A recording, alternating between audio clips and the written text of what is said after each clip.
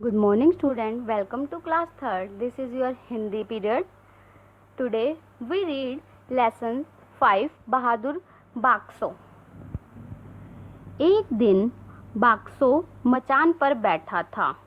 उसे रात भर मचान पर पहरा देना था। मचान होती है ऊंची जगह।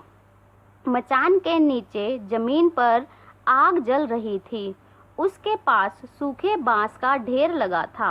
रात को लोग उन बांसों को जलाकर मशाल का काम लेते थे। अंधेरा घिरने लगा। बाक्सो आग को तेज करने के लिए मचान से नीचे उतरा। उसने फूंक मारकर आग को तेज किया। अचानक बाक्सो को सरसराहट सुनाई दी। आग की ओर से ध्यान हटाकर उसने उधर देखा।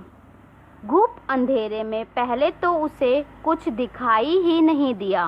दूसरे ही पल उसे अंधेरे में सरकती हुई कोई चीज दिखाई दी।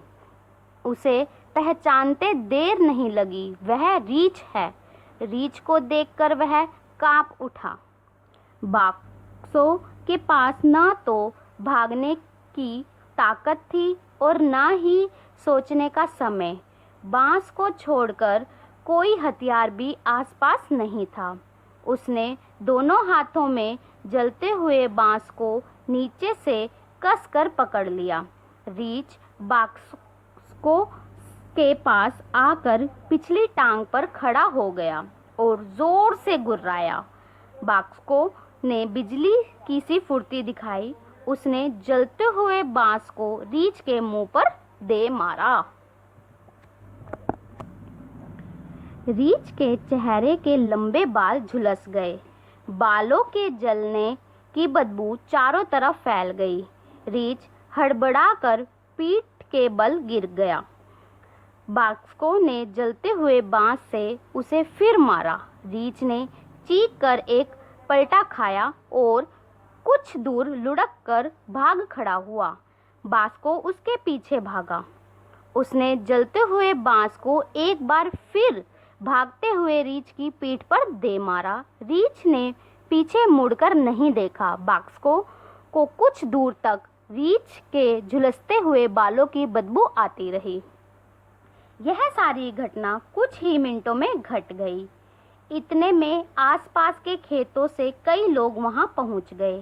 तेगाम भी हाफता हुआ वहां आ पहुंचा। जब बाक्सो ने सारी घटना सुनाई तो सब लोगों ने दांतों तले उंगलियां दबा ली।